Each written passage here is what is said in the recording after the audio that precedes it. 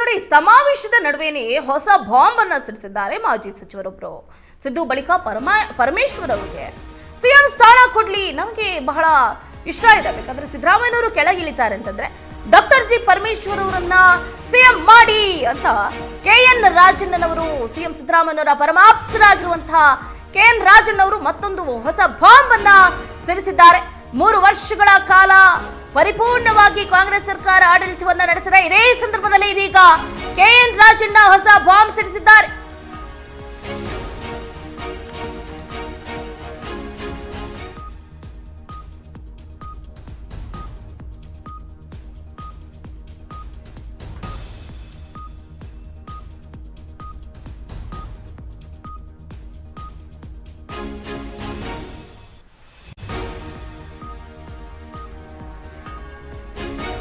ಮತ್ತೆ ದಲಿತ ಮುಖ್ಯಮಂತ್ರಿ ದಾಳವನ್ನ ಉರುಳಿಸಿದ್ದಾರೆ KN ರಾಜಣ್ಣ.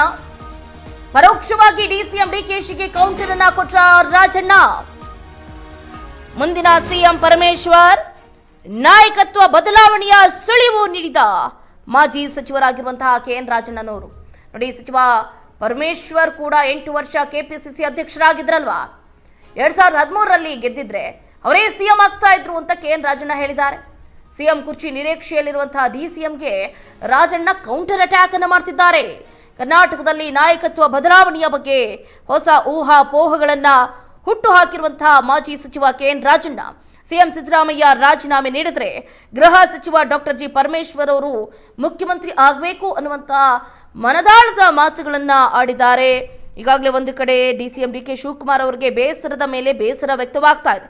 ಇದೇ ಸಂದರ್ಭದಲ್ಲಿ ತುಮಕೂರಿನಲ್ಲಿ ನಡೆದಂತಹ ರಾಜ್ಯ ಸರ್ಕಾರ 3ನೇ ವರ್ಷದ ಸಾಧನೆ ಸಮಾರಂಭದಲ್ಲಿ ಮಾತನಾಡಿರುವಂತಹ ರಾಜಣ್ಣ, ಸಿದ್ದರಾಮಯ್ಯ ಬದಲಾವಣೆ ಬಯಸಿದ್ರೆ ಪರಮೇಶ್ವರ್ ಮುಖ್ಯಮಂತ್ರಿ ಆಗಬೇಕು ಅಂತ ನಾವು ಕೇಳ್ಕೊಳ್ತಾ ಇದ್ದೀವಿ.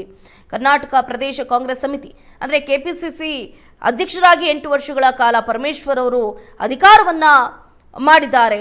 ಇದನ್ನು ಕೂಡ ಇದೇ ಸಂದರ್ಭದಲ್ಲಿ ನೆನಪು ಮಾಡಿಕೊಂಡ್ರು. 2013ರಲ್ಲಿ ಪರಮೇಶ್ವರ್ ಗೆದ್ದಿದ್ರೆ ಅವರೇ ಮುಖ್ಯಮಂತ್ರಿ ಆಗ್ತಾ ಇದ್ರು ಅಂತ ಹೇಳಿಕೆಯನ್ನ ಕೊಡುವುದರ ಮುಖಾಂತರ DK ಶಿವಕುಮಾರ್ ಅವರ ಕೆಂಗಣ್ಣಿಗೆ ಗುರಿಯಾದ್ರ KN ರಾಜಣ್ಣ ಅನ್ನುವಂತ ಪ್ರಶ್ನೆ ಮೂಡ್ತಾ ಇದೆ. ಅವರೇ ಆಗಬೇಕು, ಮುಂದೆ ಸಿದ್ದರಾಮಯ್ಯನವರು ಏನೋ ಬದಲಾವಣೆ ಆದರೆ ಪರಮೇಶ್ವರೇ ಮುಖ್ಯಮಂತ್ರಿ ಆಗಬೇಕು ಅನ್ನೋರು ನಾವು. ಇನ್ನೇನಾಗಬೇಕು?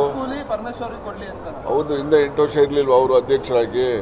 ಅವರು ಕೆಲಸ ಮಾಡಲಿಲ್ವಾ? ಅವರು 13ರಲ್ಲಿ ಗೆದ್ದಿದ್ರೆ ಅವರೇ ಚೀಫ್ ಮಿನಿಸ್ಟರ್ ಆಗೋರು. ಅವ್ರು ಗೆಲ್ಲಿಲ್ಲ ಅವಾಗ. ಈಗ ಅದು ಹಳೆ ಕೂಲಿ ಅವ್ರದ್ದು ಬಾಕಿ ಐತಲ್ಲ. ಯಾರು ಏನು ಬಿಟ್ಕೊಡೋಕ್ಕೇನು ಸಿದ್ದರಾಮಯ್ಯನವ್ರ ಮನೆ ಆಸ್ತಿನ?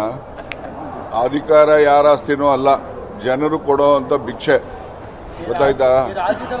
ಕೇಳಪ್ಪ, ಇಲ್ಲಿ ಅಧಿಕಾರ ಅಂತಕ್ಕಂಥದ್ದು ಯಾರೊಬ್ಬನ ಆಸ್ತಿನೂ ಇಲ್ಲ, ನನ್ನ ಆಸ್ತಿನೂ ಅಲ್ಲ, ಸಿದ್ದರಾಮಯ್ಯನವರ ಆಸ್ತಿನೂ ಅಲ್ಲ, ಪರಮೇಶ್ವರ ಆಸ್ತಿನೂ ಅಲ್ಲ, ಇನ್ನೊಬ್ರದ್ದು ಯಾರ್ದು ರಾಜಕಾರಣಿಗಳ ಆಸ್ತಿ ಅಲ್ಲ. ನಮಗೆ ಜನ ಕೊಡ್ತಕ್ಕಂಥದ್ದು ಭಿಕ್ಷೆ. ಗೊತ್ತಾಯ್ತಾ? ನಾವು ಭಿಕ್ಷೆ ತಗೊಂಡು ನಾವು ಅವನಷ್ಟು ಕೊಡಬೇಕಾಗಿತ್ತು, ಇವನಿಷ್ಟು ಕೊಡಬೇಕಾಗಿತ್ತು ಅಂತೇಳಿ ಜನರನ್ನು ಆಕ್ಷೇಪಣೆ ಮಾಡೋಂಗಿಲ್ಲ. ನಮಗೆ ಅಧಿಕಾರ ಅಂತಕ್ಕಂಥದ್ದು ಪ್ರಜಾಪ್ರಭುತ್ವ ವ್ಯವಸ್ಥೆಯಲ್ಲಿ